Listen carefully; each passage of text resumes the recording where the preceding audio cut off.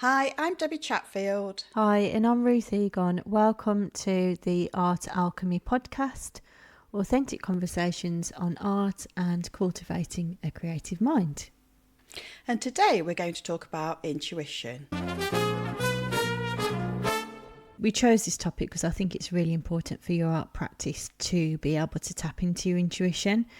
So today we'd like to talk through some of the tools that you can use, the reason why it's so important, a little bit around the sciencey bit of intuition as well. So I think, there's a lot to talk about today. It should be a really interesting topic. We'll just start by defining what it is, because for a lot of people, it almost feels woolly, and I know that you've got a definition there. The definition of intuition is the ability to understand something instinctively without the need for conscious reasoning, which I thought was quite a succinct summary, really, of what intuition is. Yeah. So let's talk a little bit about what the difference is between two eyes, the inspiration, and intuition, because we often talk about inspiration, and obviously intuition is something different. Yes. So what would you say is inspiration? And then I'll say what I'm thinking. Yeah. Well, I think the two are obviously very closely connected and linked to each other. Yeah. I would say that inspiration is more about finding the things that really appeal to you, whether that's a visit to an art gallery, going out for a walk, doing research. I suppose it's more about, specifically for me as a painter, finding imagery that inspires me, but that could also be concepts as well that inspire me, that I want to explore. Whereas intuition for me is on a wider spectrum, so it's like tapping into my authentic self and listening to what I want to do, which then informs how I go out and seek my inspiration. But also informs your art and what your art Yes. is. Yeah, Yes. massively. Yeah. And what I'd add to that is as well, I almost separate them out in my head in process form. So I think of the inspiration side of things as when you're going out collecting all those things that you've described, and that almost feeds in. So you collect all that information, you do sketchbooks, you are outside or you're inside, but you're looking at other artists, whatever it is that's inspiring you. But then when it comes to your art at that point, that's the time that you get those, like in the when they say the aha moments, or the time when you're following your intuition as a guide. So it's almost like if I was to go out to collect things from outside and soak up a particular part of the country or whatever it is, and then come back, then at the beginning of the literal painting process, I would go through the intuition part where I'm allowing my intuition to guide the painting. Does that make sense to you, Ruth? Absolutely. I think you said something really interesting there, which made me think in terms of, I suppose, the different phases of intuition is that you've got to have a bit of intuition about you to know what you want to look for in the inspirational part of it. Yes. And then you almost loop back round again to your intuition to then filter that out to work out, okay, which bits that I've collected from my inspiration do I want to take forward, and how am I going to use that in a painting to create the thing that I'm trying to communicate. So it's almost like a process, isn't it? And you start off with the intuition. But the process isn't a direct process, because you do go back and forth around around that sort of creative process type. I almost see it as a sort of wheel.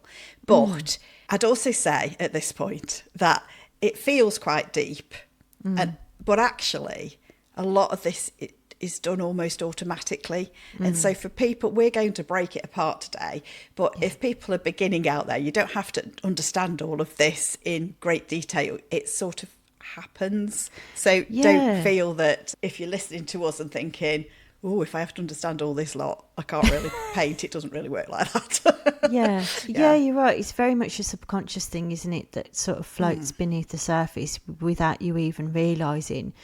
But I think it's an important one to talk about, because it, for me, it definitely took some time for me to get to that stage where I was listening into my intuition and giving myself the permission to do whatever it was that was being called out to me without my logical brain getting too involved in it. And I think that's really important for your art, to be able to really understand your own intuition, to make things as authentic as they possibly can be, because I think that's the art that really connects to people, is that really personal stuff. Yes, and that's a really big thing, because over time you can actually learn to do it in a more deliberate way, to notice when your intuition is calling you, so to speak. So there are ways of tapping into it, and that is where it can become quite powerful, because you're almost consciously tapping into it, and that will feed into your art for certain. I think so, definitely. And being aware and allowing yourself to listen to that intuition, because quite often we are more conditioned to listen to the logical mind and the analytical mind, particularly when you go through school and things like that. You're very much taught those sorts of things rather than tuning into your emotions and really listening to yourself. Sometimes that can get a bit lost, which is something that we'll talk about a bit later as well, intuition. And actually, I think when you think about when you're painting, then you do have these two things going on, and they go back and forth too. So as well as you having your inspiration and your intuition, you also have this intuition and the logical mind, I call it analysis, going on. And in order to have a mature painting, then you want both sides going on. So you can just follow your intuition and just get things down onto the paper, but then you want to do all the canvas. Then you want to look and just go, what's working, what isn't, and that's the analytical side. So we've talked about what inspiration is, but how is it that we connect to that inspiration? So let's start to look at, how do you tune into it? And some people will say tuning into your gut. I've been reading The Artist's Way, and Ruth's read and does The Artist's Way all the time, don't you? You do the morning pages, etc. Yeah, The Artist's Way was really one of the books and one of the moments that changed the way that I think about art, and really unlocked a lot of things in me that gave me permission to go out and just do whatever I wanted to do. And my logical mind at that point was probably overtaking my creative mind and saying, you can't do this because X, Y, Z, because it's too late, because you're in a full-time job that's not to do with art, because, you know, the logical mind will have 1,000,001 reasons. Essentially, it's just trying to keep yourself safe from doing something a bit unpredictable. And because art is essentially a creative thing, the logical mind could sometimes just freak out a little bit when you're thinking about doing painting. And it sounds dramatic, but I hope that there's other people out there that can I get it. empathise, because it can hold you back for a long time. So of those people that haven't read The Artist's Way, a lot of it is about tapping into your intuition. So there's exercises on there like the morning pages, which is like a free flow writing exercise. And for me, that process began me being able to then tap into my intuition and really work out what it was that I wanted to do, and just start thinking about what it was that I was interested in, and just trying things a little bit at a time. One of the big things that struck me in The Artist's Way is that you don't have to overhaul your complete life to be able to do art, and I was almost getting in my own way. So for me, it was very much a gentle process of step by step, right, what do I want to do? I'm going to try that. I'm going to do, I don't know, a little canvas or whatever it might be, and just taking it a little step at a time to start to push out that logical mind a little bit that was getting in my way. Yeah.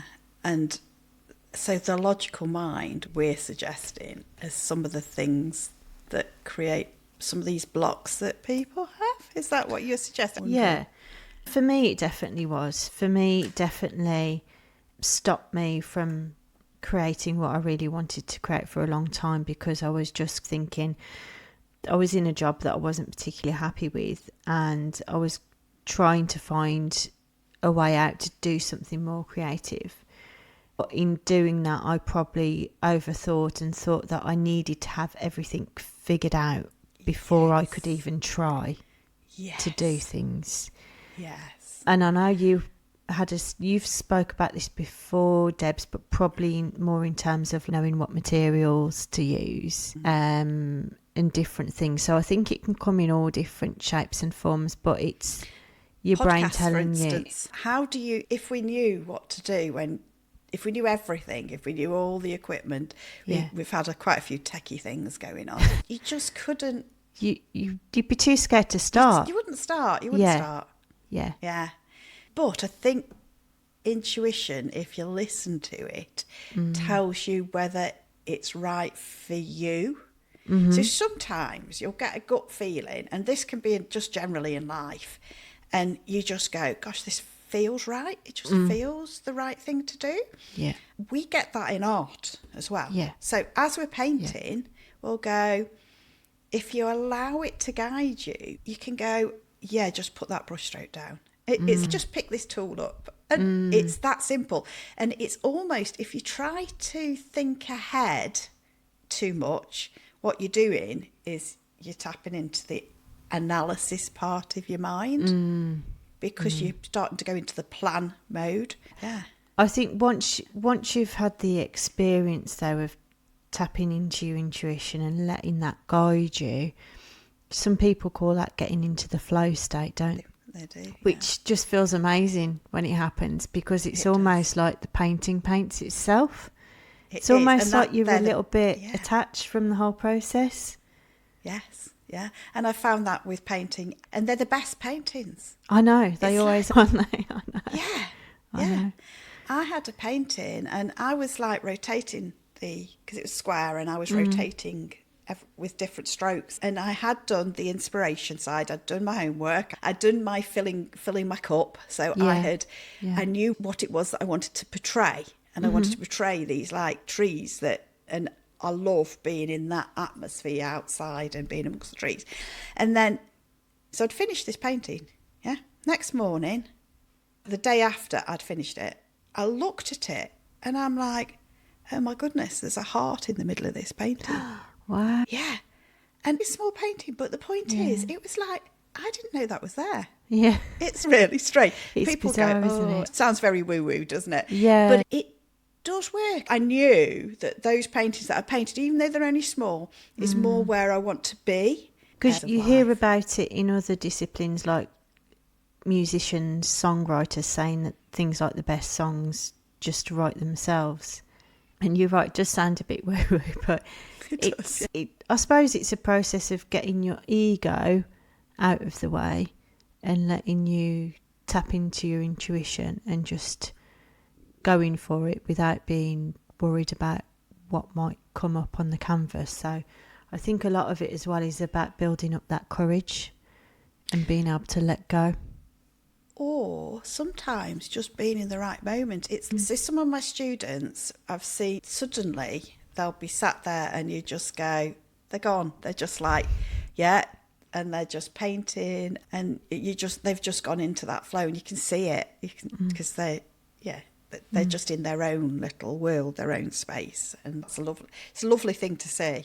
Yeah. Especially if you haven't really seen it very much in somebody, and it's suddenly they're just definitely. There. And that's good. Do you think there's certain tools, things that you can use to tap into yourself more if you're somebody that's maybe, because a lot of people, especially when they first start art, they'll say things like, they don't even know what they want to do. Yes. But I think we do know. It's just sometimes you can get into a habit of where maybe you've stopped tuning in to your intuition for whatever reason. I'm assuming you've done some mindfulness or Yes. you've done meditation. So Yeah. in today's culture, there's quite a lot of mindfulness that There goes is, on. and meditation and... What I love the idea of when you do mindfulness, you've got all these thoughts going past, because we always have thoughts going past, all these or all these ideas going past. Yeah. And if you try to grab onto everyone, it's just not going to work. Yeah. But you'd be sitting at the side of the road, for example, with all the traffic going past, which are your thoughts, and you just learn to just be present. But it's almost like when you do that and you're painting, then something will just arrive and come to you. Does that's sounding very woo-woo now? But can you pick that apart, Ruth? Because I know to say. I do. I think it's about learning to be in the present moment. You said a really interesting thing, without having the need to cling on to all of your thoughts and process them and analyse them. It's about being present and being in the moment, which for anyone who's tried meditation or anything mindfulness, it's definitely a challenge to start with, because it's a completely different way of thinking, isn't it? But if you can learn to observe your thoughts and become less emotionally attached to everything that goes on in your brain, it does really improve your mental health. I found that personally, because like everybody, I think I've had moments where I've struggled in the past. It's very easy to get caught up in your own thoughts, and I think mindfulness is a way to make it a bit easier, really, being human and having all these things going on in your head.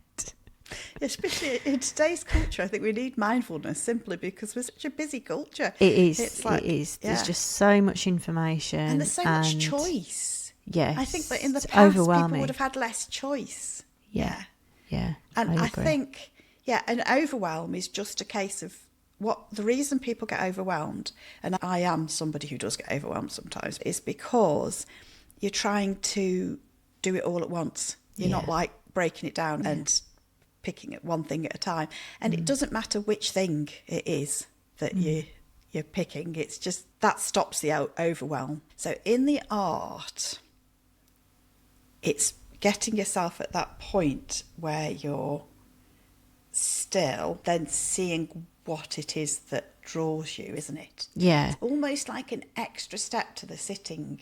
I think for me, it was very much about getting quiet with myself and allowing things to come up. Yeah. Quite often I found that for me, the easier way to do it was to do things like go on a walk or go on a trip. We've talked about artist tapes before, but in an environment that's quiet enough for my mind to drift off a little bit, but enough going on that I wasn't totally bombarded by thoughts that can potentially become overwhelming, especially at the start. If you're just sitting with that, it can be quite a challenge. Quite often doctors will prescribe things like gardening, knitting, things like that. It's gentle enough that you don't really have to be focusing on it, but there's enough going on where you're not completely silent and could potentially get sort of bogged down with stuff as well. Does that make sense? Yes, I think it's keeping you occupied without overstimulating you. Yeah. Have you ever done noting? Have you heard of the noting technique? No. So what you can do is, if you're sitting quiet, you note the thought so that you have paid attention to it, but it's just, thought.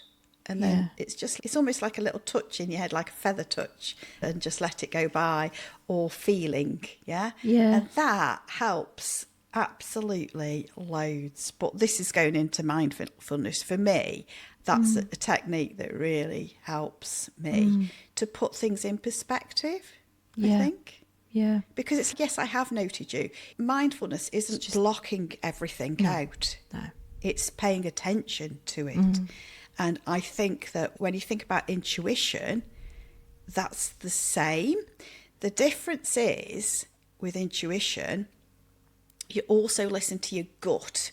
Yeah. So it's like that feeling in your gut. Yeah. I can spot that's a feeling. But when you get that feeling, if it's right to move forward with it, that's the thing, isn't it? That's the intuition. That's where you go.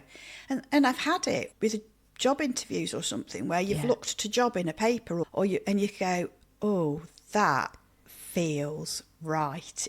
And you don't know why. And you're just like, but it just feels right. And sometimes that does happen. And we've all been in situations where we've ignored our gut feeling, and then if you're feeling not good about something and you've ignored it and you go ahead anyway and you slap yourself afterwards saying, why did I not trust what my gut feeling was saying? So there's definitely must be something in it, because we've all experienced that, haven't we? Yes. That leads us on to something that you were talking about earlier, about the science behind intuition. Yeah, it's really interesting. And I think this is a fairly recent discovery, but we now know that the brain is attached to the gut. So when we talk about gut feelings, that's actually physiologically telling us something about what our brain knows. So I suppose in terms of intuition, it's about the experiences that you've had before, the information that you've got in your brain, the reasoning behind things. You may not be able to explicitly say out loud, this is exactly why I trust what's going on here, or this isn't why I trust what's going on here. But there's definitely something going on in the body that knows more than you know on a subconscious level. That's like a reaction. The science a bit behind it, but the two things are connected in terms of communicating with each other. By following your gut, you're tapping into your own subconscious. Yes, yeah, definitely, yeah. But in a much more conscious way, and that is quite interesting. We don't know half of what's going on. We will talk another time about things like that. So there's a lot of new science that is confirming some of the neuroplasticity as well, and how our brains develop when we're older, and with creativity. That's it all ties in with this sort of thing with intuition. It's catching up with what we already know and what we already feel. It's just taken a while for science to catch up and actually understand what's going on in our bodies with it, which shows that we should follow that intuition and follow that, because and trust it. Trust it. It is a big tool. You also said something that was very, very interesting, and that was about men and women. I think there's definitely social conditioning. There's more science about that. Yeah.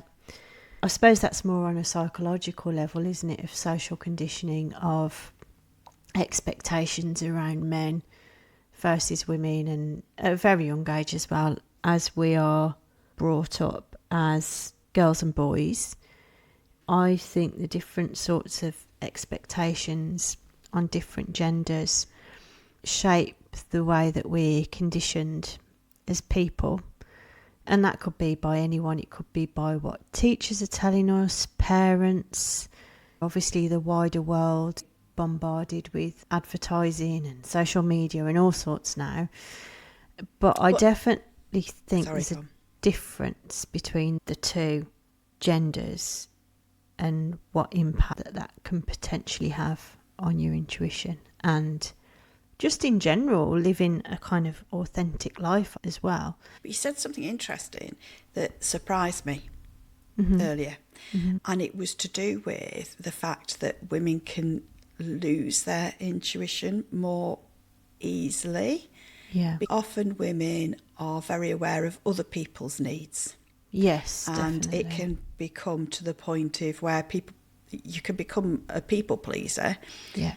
But actually, intuition is tapping into your authentic self, and to actually tap into that, if your brain's going, that's not going to please so and so. That's you're putting yourself last, aren't you? Really, by doing that. Yes. Yeah. And it's another barrier, and often, and I don't want to completely generalise saying that it's women, because there's a lot of men people pleasers as well, isn't there? Yeah, exactly. Yeah, it can go both ways. Yes, yeah.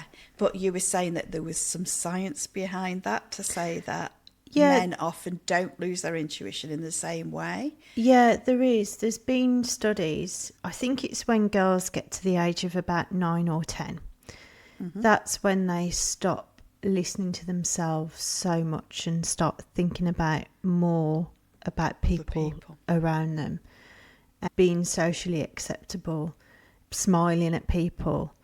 Those sorts of things are definitely encouraged in girls. And I was listening to something on another podcast which really got me thinking.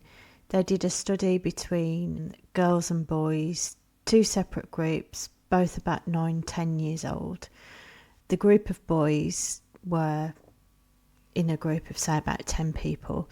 They were just at a kind of normal social event, and they were asked if they were hungry, if they wanted to order pizza. And straight away they could give an answer like that, and it was either a yes or no. And it was obviously completely dependent on just how that they were feeling, whether they were hungry or not. Now, what's interesting is when the girls were asked, there was a bit of a delay. They weren't quite sure. They looked around at the rest of the girls in the group, and then they discussed whether everyone else was hungry or not. So to me, that's not listening to what you really want. It's surveying the room, seeing what's socially acceptable, seeing if everyone else is hungry, and if they are, I'll eat as well. So I thought that was really interesting in terms of the differences at such a young age as well between boys and girls. Yeah. Where you get a lot of women going into art, but historically, obviously, it's a lot of men have succeeded. When I say succeeded, I'm talking about at that kind of professional level. Yes, professional level. Yeah. I think we are generalising quite a lot here, but there tends to be a lot more pressure on women to sustain the family. They're often seen as the primary caregiver. Even for myself, being in a relationship, in this sounds funny, but things like sending birthday cards, sending Christmas cards, it's usually the woman's responsibility to think about those sorts of things more so than the man, because we are seen as the caregivers. I think there's certain things going on there in terms of gender stereotypes, that there's more expectation on different things. And art could be seen more as a hobby than a profession. Yeah. Really? And I don't know. I don't know about that. We're just talking, just chatting. I think sometimes, and if you think about it, women are praised a lot for always thinking of other people, for putting themselves last. It's actually seen as a compliment when people say things like, oh, they're always thinking of everybody else. They're never, they're so caring. I obviously appreciate that, yes, of course you've got to think of other people, but there is that balance to be had, and I think sometimes it's easy to get lost in other people's feelings and desires and just forget about yourself. I think brings us to, and we did touch on it, but authenticity as well. Yeah. Because in art, in order to be authentic, you need to be quite tapped into who you are. Definitely. Which is harder if you're trying to please other people all the time, isn't it? Yeah, it's almost impossible, isn't it, really? Because I think the ironic thing is as well, is if you look after yourself and you give yourself time, permission to do the things that you really want, you're actually better equipped to give more back to other people, because you've got more energy, because you've got something of yourself that's going on. So I think it's definitely a confidence builder to really be true and authentic within yourself. So that leads us to our health. Because Yes, it's particularly yeah. good for, I'm sure, physical health as well, because they're both Yeah. linked, but mental health, being your authentic self and doing things that feel right to you and that you want to do, these are your choices. And there is a balance, and that doesn't mean that you're doing it at the expense of everybody else, because that doesn't feel right either. Yeah. But doing things that are true for you actually gives you energy, makes you more probably pleasant to be around, to be honest. We've talked before, haven't we, we've about talked how we that. get grouchy when we don't paint. Yes. Yeah. And so actually is of benefit to people around you as well. So, when you start to think about it, being authentic is only going to be a bonus, I think. Yeah, definitely. And I think there's a reason. I'm going to get a bit woo-woo here again, Debs. Yes, it's very woo-woo episode. Sorry. Go on. I think there's a reason why we're all born with certain dreams, or the certain things that come to us. And I suppose this is still talking about intuition, being authentic with yourself. I can't explain where these ideas and thoughts and ambitions come from, but I think there's definitely a reason why we're all here and why we're pursuing certain things within our life. And I've found that the more that you are authentic and learn to let go and tap into your intuition, the more kind of unfolds as well. So you might start off thinking, I really want to do this style of painting. And then you might find that, I don't know, just for example, you bump into somebody, they're having an exhibition. It goes from there. And then there's a lot of things that have unfolded in my life that I could have never have predicted. But it's a process of continuing to intuition, to tap into my authenticity and to lead with what feels right. Yeah, and not get too overwhelmed about, oh gosh, if I do this, then I've got to do this. Because like you were saying at the beginning, if you know what's ahead of you, all the challenges, you probably wouldn't even start, would you? You would. But then on the opposite... thing is, by the time you get to that challenge, you've you're learned ready. more and you're able to do it. Yeah, but exactly. you don't know that if you try and think ahead. No, because you don't know, and you don't even know what problems that you're going to have to solve, do you? They're quite often unpredicted things that you never thought you'd need to resolve. And I suppose the same on the other side of the coin is that opportunities present themselves that you never thought would be possible or you could have planned for either. Like this podcast. I didn't know a few years ago I'd be doing a podcast with you. It's just the way things unfold. But that is a really lovely thing about tapping into your authenticity and your intuition, is feeling like the things that you're doing whilst you're here, it feels right. You feel in tune with yourself and other people around you as well. And it is. I was just going to say, we talked about flow earlier. It is going with that flow, isn't it? Yes. As opposed to fighting. And that's flow on the big scale of life, as opposed to flow on the little scale of being in flow in a particular painting. Yes. Yeah. But it's all the same, I think. Yeah. I think it is. Yeah.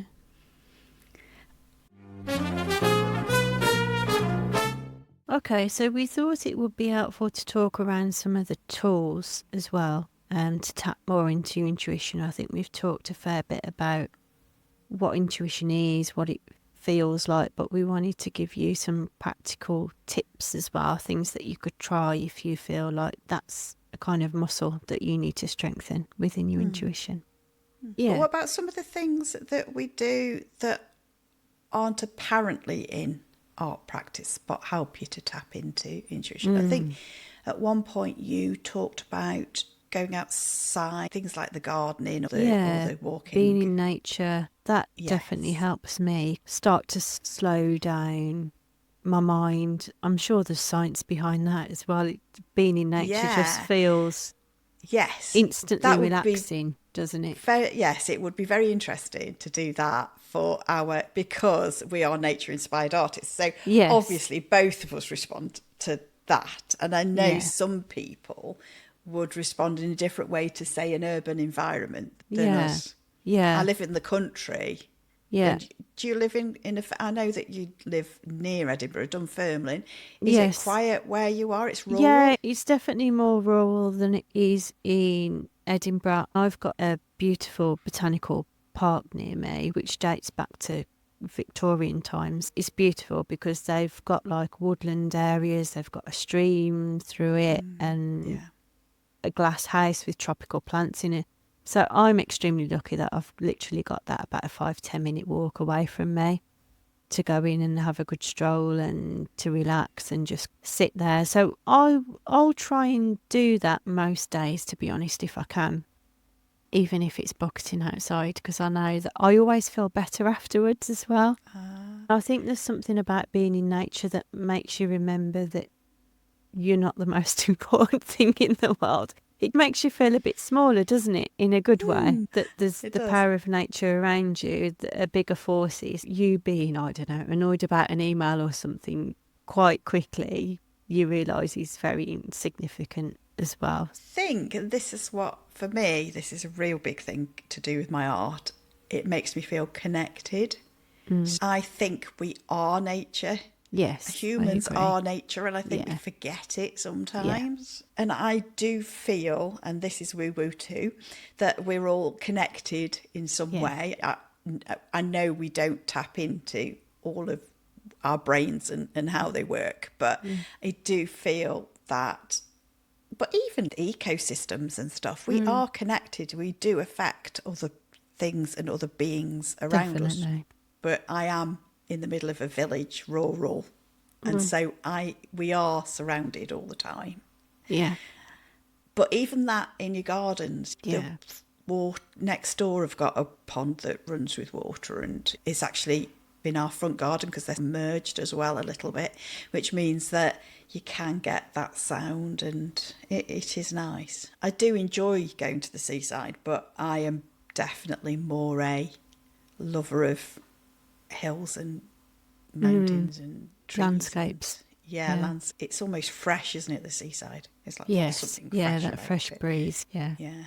Feels quite I like energetic, it in the doesn't winter.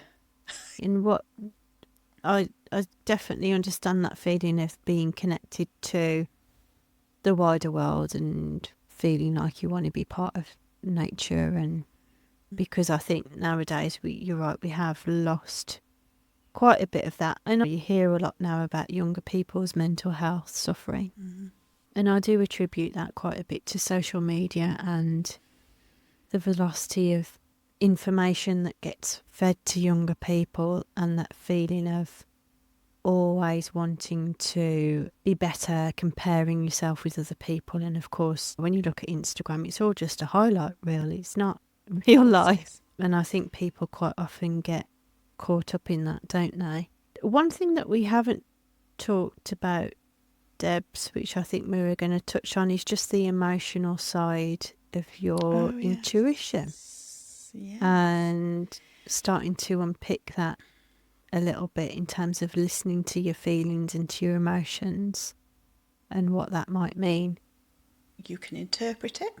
Yes. Yeah. Yeah, and be a little bit less overwhelmed by them, but almost like using them like cues instead to inform your intuition, which I think where a lot of people maybe lose contact with their intuition is because they're so overwhelmed by different feelings and they're not sure how to interpret them, because it can be a bit scary, can't it, at times, things that we feel as people, as human beings, with life, with what life throws at us as well. So yeah, it's just when I was talking about the social media side of contemporary life that I was starting to think about that comparison envy that can quite often stop us from either tapping into our intuition and authenticity, because you might get feelings like, I'm never going to be as good as that person, I'm never going to be able to paint like they paint, why should I bother anyway? Is that something that you've ever experienced in the past? The comparison thing, I think everybody does, don't they? Yeah. And then when you get that comparison envy thing, it's in your gut, you get that twinge, don't you? It's like, Yeah, it's horrible, it's isn't it? almost That like envy a little, feeling. Yeah. yeah, like a little Yeah. elastic band pinging Yeah. or something in Yeah. you. And yes, and I go, with art, I think I do the noting thing, actually. I do, noted, okay. That's interesting. Yeah. Yeah, yes, that's interesting. That's an Yeah. interesting feeling. And what does that indicate, though? Is it indicating that it's something you want? Does that make sense? If you're envious. It can be. If it's a feeling of envy, I always ask myself the question, what is it that they're doing that you feel like you can't do? Because essentially it's that kind of friction, isn't it, between the two things? It's, I wish I could have a huge studio in the middle of the countryside and just paint all day, or whatever it might be. Yes. Because of course the reality is probably not what you realise. No, it never is. Yeah. And it's almost like you'll come up with stuff like, oh, it's okay for them because X, Y, Z in your stories that your brain is telling yourself in that envy mode, isn't it? It's, it's fine for them. They don't need to work. They've got lots of money, or whatever it might be. It's almost like triggering your limiting beliefs, isn't it? If you're feeling comparison envy, there's definitely that going on. I think it's a bit different with art, though, because I think when you think things like, oh, I'll never be able to paint like that, you probably won't be able to paint exactly like somebody else. That's not the point of art. The point of art is to do what you want to do and be authentic within yourself. I'm switching slightly, but sometimes artists keep techniques to themselves, or I have seen it where they're a little bit guarded about how they do something, but I never feel like that, because I never think that other people can do what I do. And I don't mean that in a big-headed way. I mean because each person will interpret something differently. Yeah. And so you can show them all the techniques, that's fine. They'll run with them in their own way. Exactly. They'll do something completely different. Yes. But it sometimes is good if you're feeling that envy, or there are other emotions that you might feel. And if they're negative emotions, if you're feeling angry with somebody or angry with a situation, that probably means you need to either change it or discuss it, or there's some action. You need to take action there, isn't there? There's energy in anger that you should listen to. Yeah, yes, definitely.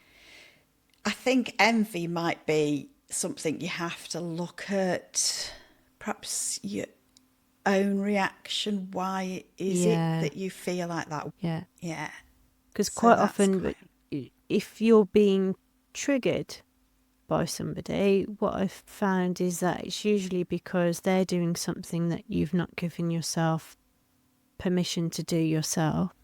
And maybe there's something within their sort of characteristic or makeup that is rubbing you up the wrong way. So I think there's definitely something to be said of sitting with your emotions for a little bit and just carefully, gently exploring them. You don't have to go to places that you don't particularly want to, but I think being curious about your emotions rather than seeing them as something to push down is definitely healthy. Yes, and it comes back to mindfulness, where you're actually paying attention but not getting embroiled in them. Don't get caught up in it. And actually, if you feel like that, if you feel envious or you feel angry and you sit there, sometimes just becomes clear what you have to do. Not necessarily at the time. You might just, noted, okay, I've noted I feel like that. And if you allow it to not consume you, then a couple of days later it might go, oh, that's what I do. That's what I've got to do. Yeah. Sometimes I'll wake up in the night and I'll be upset about something. It doesn't happen very often, but when it happens, I think, I've got to do something about this. Something is bothering me. But I might sit with that and see how it feels before I actually do take action. So it's more from a place of, I suppose, from a mindful place that you're actually doing that. Yeah, it's quite interesting. How does that relate to art? I'm just thinking, are we going off topic? This is about tools for... tools. One of the tools that I've used in the past specifically around art is working with affirmations. Well, I don't know whether you've ever done any affirmations. I have. Intermittently, I suppose I would say, yeah. Yeah, and again, this is another tool that's in the artist's way, but it was, and you can work with sets of affirmations. They're basically, how would you describe them? Positive statements about what you've said, art related.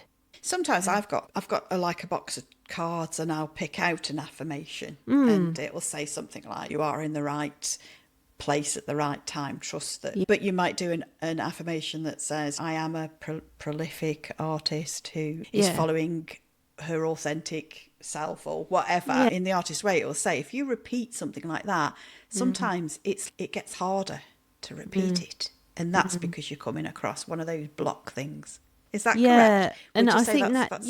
definitely. And I think that was something that I wanted to touch on, is sometimes being able to tap into your intuition and authenticity. One of the blockers can be limiting beliefs that you might have around certain things. For example, in a previous episode, we talked about being talented. You might think that you need to be born talented and be able to create straight away in order to have any chance of working within art at all. So that's an example of a limiting belief.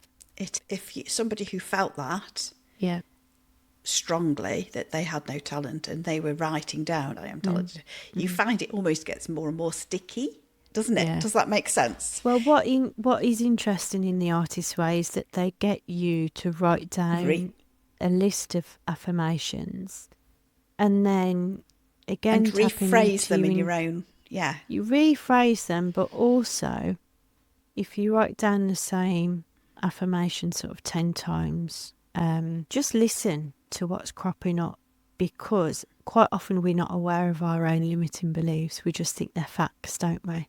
Because we've told ourselves that many times that we can't do X, Y, Z because of whatever reason that we have. I'm too old, it's too late, whatever it might be.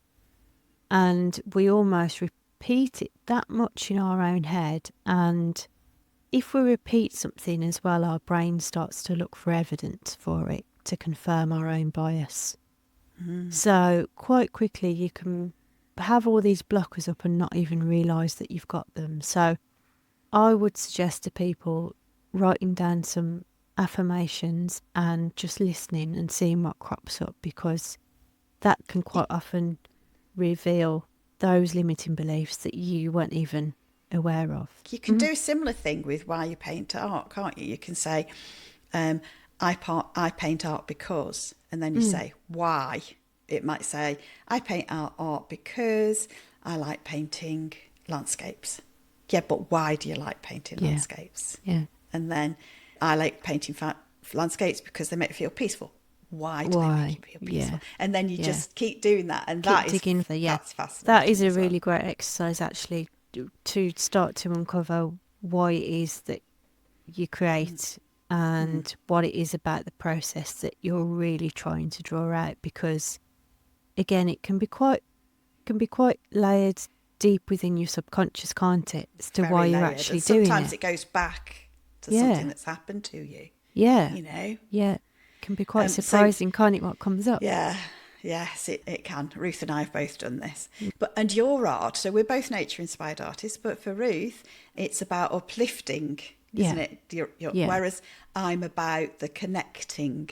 There's subtle differences, aren't they? But once I really started to dig deep and realise, okay, this is why I paint, is to be uplifting and inspiring and positive, because I've had my own challenges like everybody in life, but for me, art's a tool to really tap into that positive emotion, hopefully help other people as well. So I think the same two people can draw the same tree or paint the same tree, but for the reasons behind them will be completely different.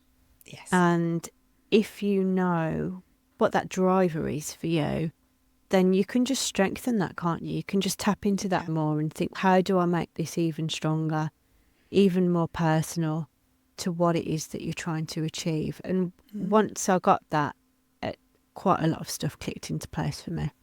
Absolutely. Yeah, me too. Yeah. I think that when you're looking at tools, sketchbooks, I mean, we did a whole episode on sketchbooks, didn't we? Yeah, they're a good space though, aren't they, to collect things where you don't feel probably quite as pressured as a kind of a finished painting, and you can use that as a way to collate things together that you find inspiring, and you can also use it as a space to reflect on the things that you have collected, the things that you've done, what you like, what you don't like. So definitely encourage people to use it as a kind of their space, personal space for the things that they want to explore, to really tap into their intuition. Yeah, and you can actually explore your intuition in a different way, because you can explore by doing the playing thing, can't you? So children play when they're naturally very young, because then they are using We're all intuition. born like that, aren't we? They're not, yes, we're born doing that. Yeah. And the analysis bit kicks in later. So it's a place to play that's quite safe, sketchbooks. They're really good. Journals are a place to reflect, which again is using intuition. I'm just looking at we've got this little list, and we've talked about journals as well in the sketchbook episode. I was also going to ask you, Debs, previously you started off writing, didn't you? And I know there's certain techniques, aren't there, in writing, such as free flow writing, that you can use to... Would you describe that as a process for intuition? And Absolutely. So with writing, what we did was we separated out the intuitive phase. So we also did spider diagrams. So they're quite good, because if you say, right, okay, put yellow in the middle, for example, and then anything you can think of to do with yellow, you can take it off at a branch, and then it's like word association. So say, for instance, yellow, I could move to daffodil, spring, and you're going down that line, but then you come back to your yellow, and then you go, what else does yellow custard? And it's just that word association. If you do that and go down your different lines, that's almost like free. What's that word? Free reminding thinking, me of isn't what? it? And just thinking. But then sometimes we used to do that before we did a piece of work. And it was about a couple in the winter. But I started off with this sort of ice analogy, and then it all went into different things. And then you can use that as your ideas for what's called a free flow. The free flow, essentially, we were encouraged to write for 20 minutes on something. You can do it in the way that morning pages are, where you just write whatever you like, but you can also do it with a little bit more of a focus. So we might have done a spider diagram and then taken something on yellow after you've done all of that, and then you would do just a free flow, write, and you time yourself for 20 minutes. Do not do full stops, do not do punctuation, do not go back, do not correct your spelling, just basically just write anything that comes into your head, anything. But we would do it as a focus on whatever it is that we were focusing on, and then you could create a story or whatever, but you've just got to let it flow, let it go, and that can create really interesting information that comes out. Because I think it's a little bit like this podcast, really. We have a few prompts and then we let it flow. I know, and then it goes in all sorts of directions, doesn't it, that you don't expect, because you bounce off each other and things come out, don't they? You learn things from it, don't you? We always have these takeaways, and we've always learned something, which amazes me. It's fascinating, isn't it? Fascinating.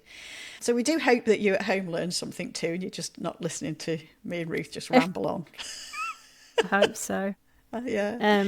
The other thing that you got me thinking about there, Debs, is in terms of practical art exercises that you can do to loosen yourself up if you are feeling a little bit stifled for whatever reason, just to get yourself loosened up into that flow a little bit more. I suppose it's like warming up exercises, isn't it? To actually get you ready to do some creativity and to get into a state where you're feeling a bit more relaxed about things.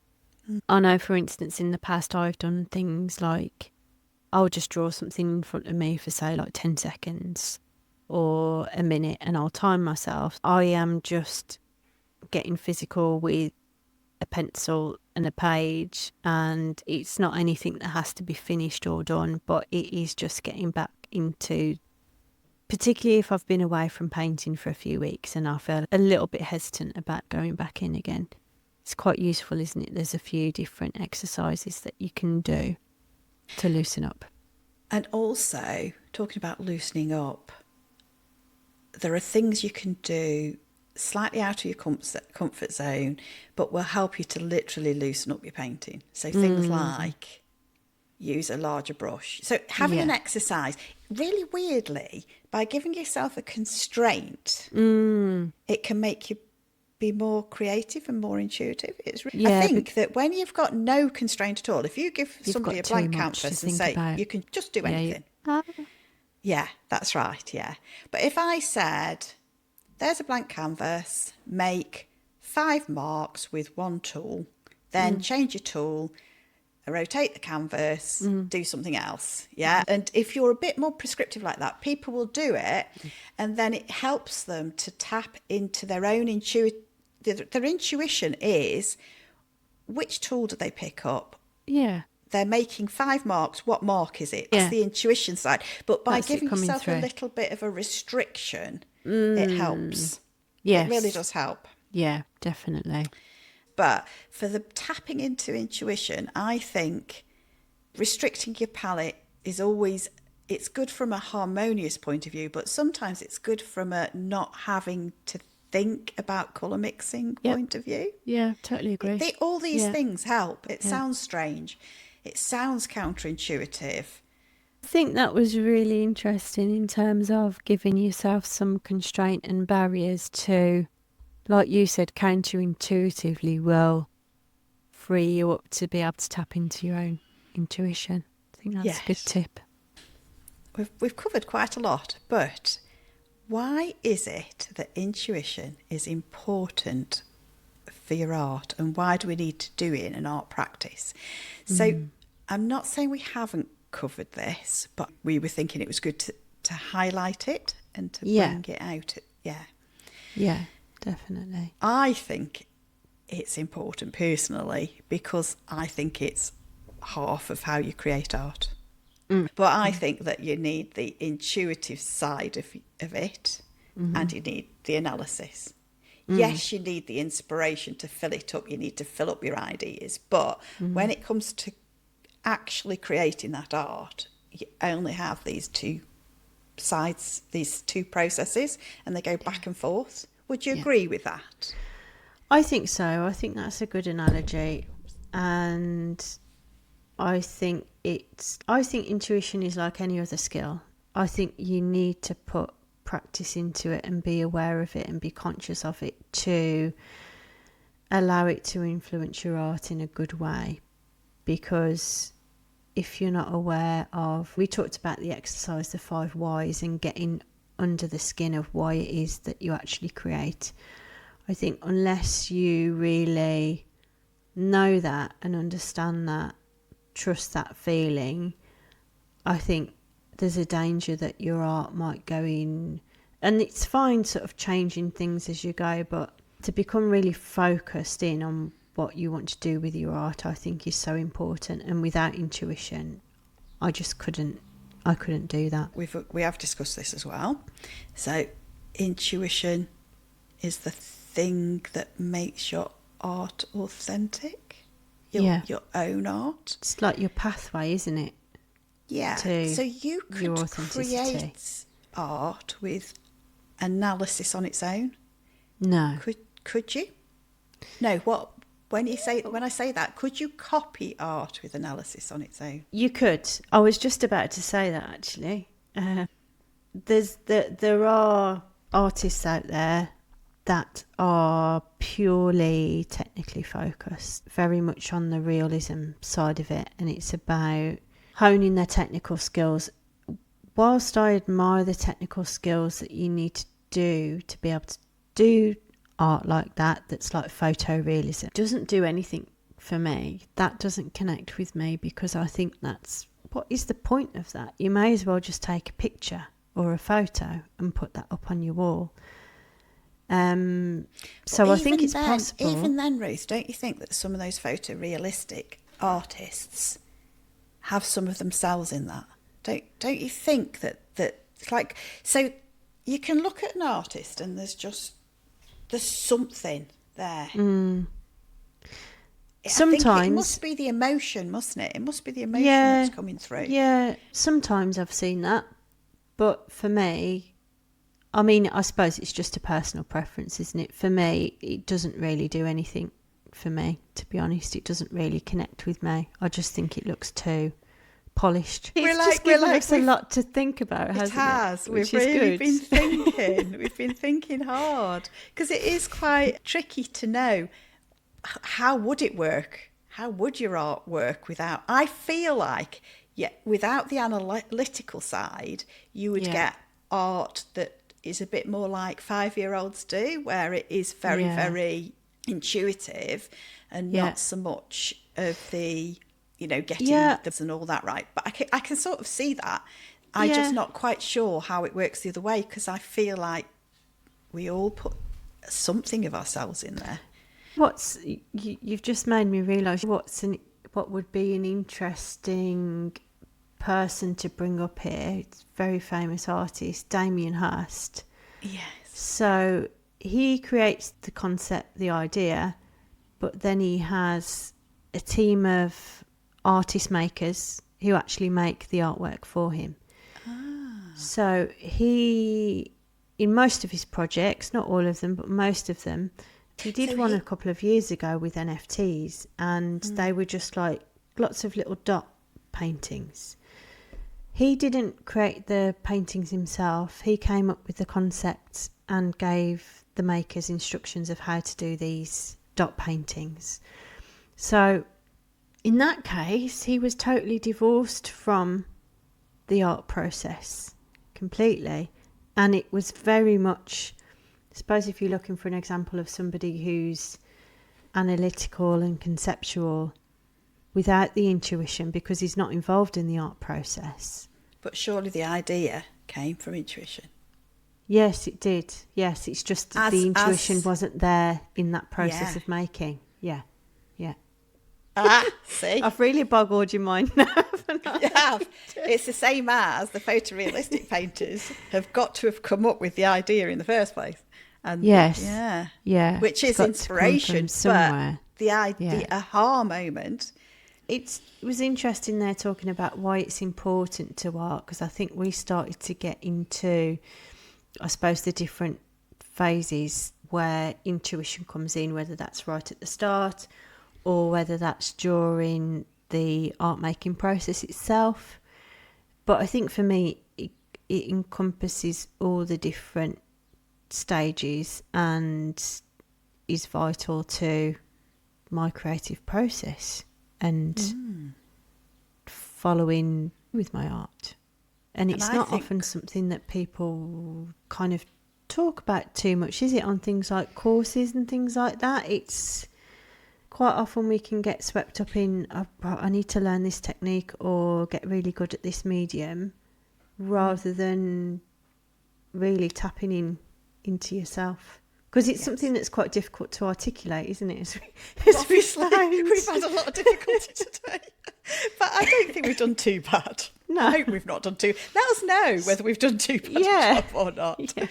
Should we move into takeaways then? Yeah, let's do that. Okay.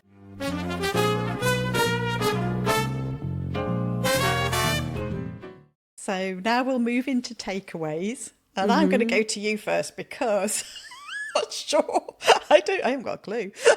I think my biggest takeaway is that upon reflection and talking about this is that intuition is a real skill that you can get good at and hone.